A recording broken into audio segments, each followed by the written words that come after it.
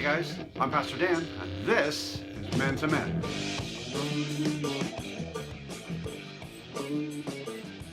We're going to be exploring today what we're calling our state of being.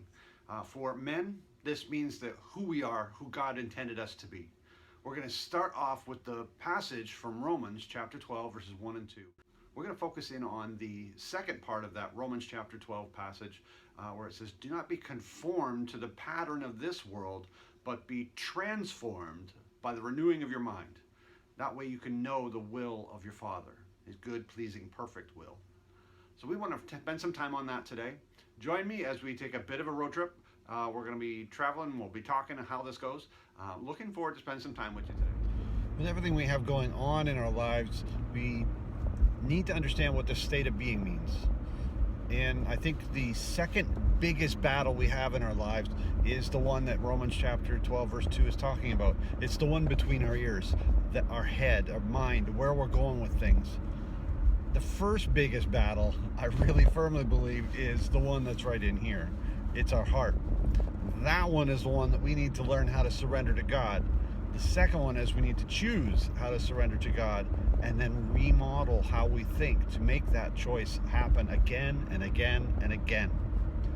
The state of being is just being a man. God made us specifically how we are.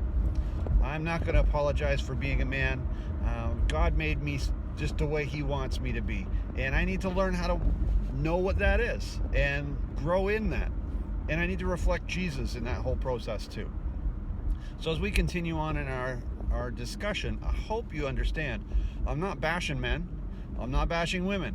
I think we have a role to play that God desires us to do specific things. And as I think about what it means to be a guy and how to live that honorably, I'm drawn back to what the scriptures say. What does God teach us? I started looking at the patterns of what we think. And what does the Bible say about that? So the first one is the passage we're talking about, Romans chapter 12, verse 2. Do not conform to the pattern of this world, but be transformed by the renewing of your mind, how we think. And that way we can know the will of God, his good, pleasing, and perfect will. Well, that's pretty exciting to get to know that. So then I have to ask the question, what does it mean to renew your mind? And I don't know all the time, because sometimes it's when, I build habits. I'm trying to read my Bible regularly every day. I pray a lot every day. I lift up my family. I pray for my friends, my coworkers. Is that not enough? I'm doing stuff. What does it mean to renew our mind? Well, I did a little more digging, and I needed to know what it means to capture every thought. Because, I've agreed to certain things. Now, we all have this inner dialogue that goes along with us. You're that one that we hear the argument in the back of our mind. Sometimes that argument is us. Sometimes that argument might be another influence. Sometimes it's just our doubts. How do we deal with that? That inner dialogue, taking our thoughts captive, that's where we're starting to head in that direction. What does Scripture have to say about that? So taking our thoughts captive, where does that come from? And where am I getting that idea?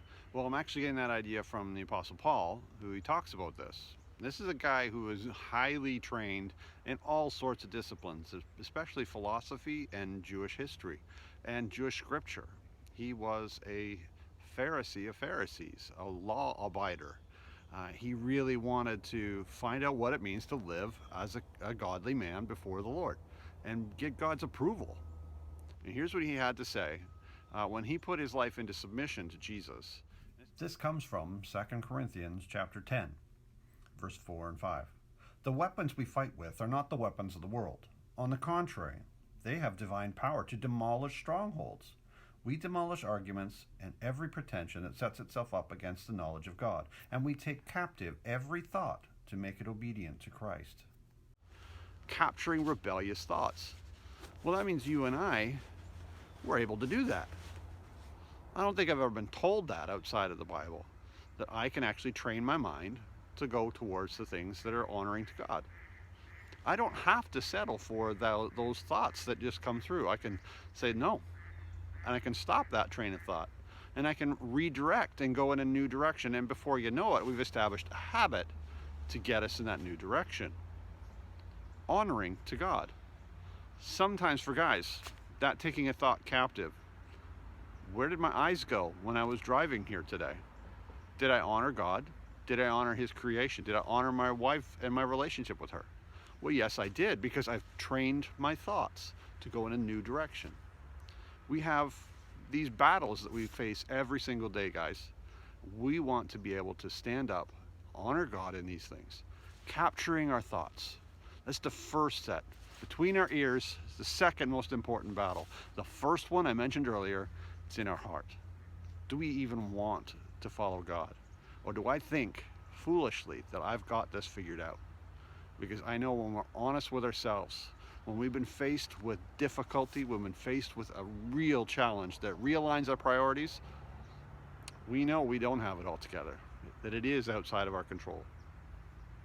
Now, we're going to keep moving on. There's more to this than just this particular one.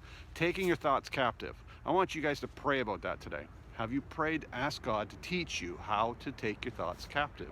Let Him lead you. He's with us in this. He promised He'd be with us to the very end of the age. And I'm going to trust Him to that. Have a great day, guys. I'm Dan. I'm all in. And this has been Men to Men.